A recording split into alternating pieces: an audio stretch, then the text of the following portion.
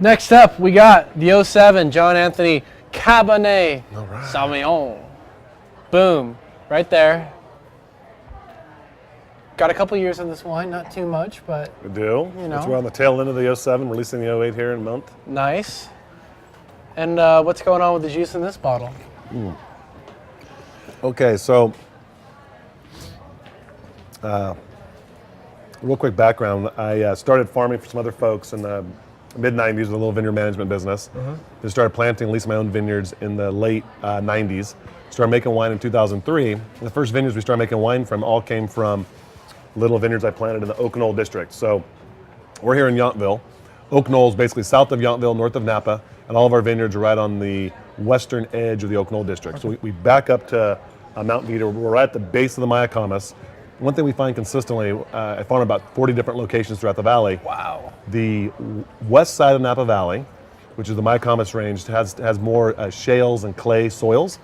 The eastern side is more volcanic in origin, in the origin of the soils.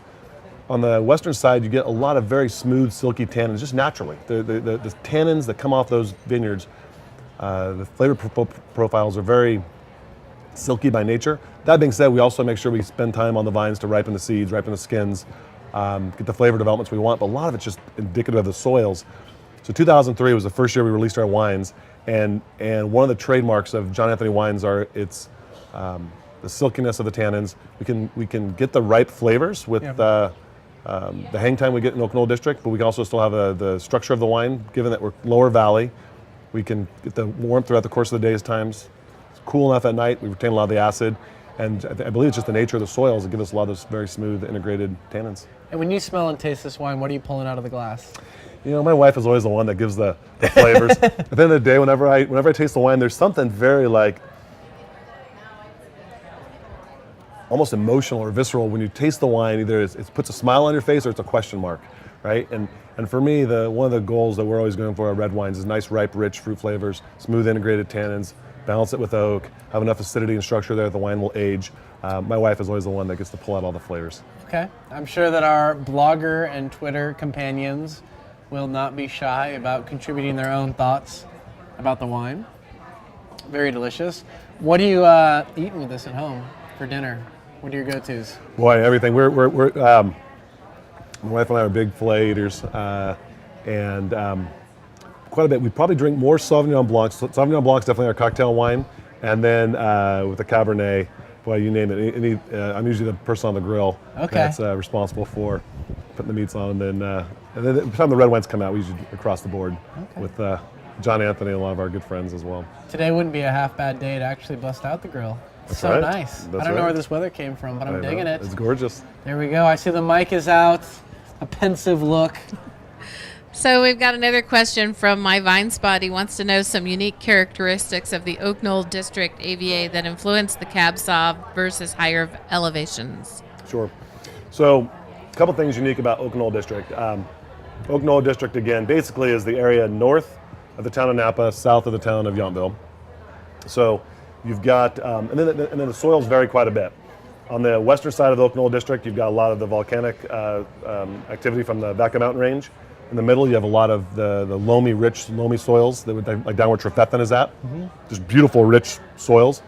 And then as you start moving up toward the Mayacamas, which is on the western side of the valley, it starts going to a lot of the old marine sediments.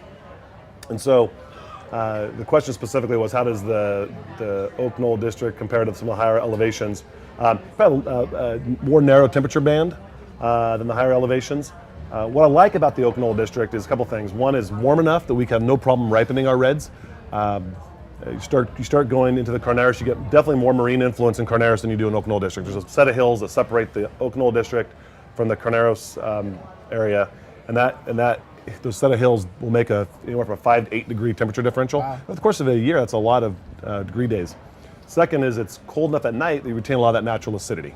And then the third is the kind of nature of where our vineyards are at, and being in the southwest corner, we get the marine sediments from the base of the Mayacamas, and just the silky nature of the wines, I believe, is kind of the foundation of what we're doing here. Beautiful. And this is 100% cab? This is 100% Cabernet, that's right. And a lot of people ask, boy, the wine's pretty silky. How much Merlot is in that wine? And the answer is none. And again, I take it back to just the vineyard sources on that. Yeah, it's definitely got complexity, and I could, if I was blind tasting it, I would maybe guess a little Merlot, a little Cab Franc in there. Absolutely. In 2006, we did a Coombsville Cabernet. Again, about the same area in the valley in terms of south and north, but it's from the eastern side of the valley, and the tannins are just a lot coarser, bigger, rougher.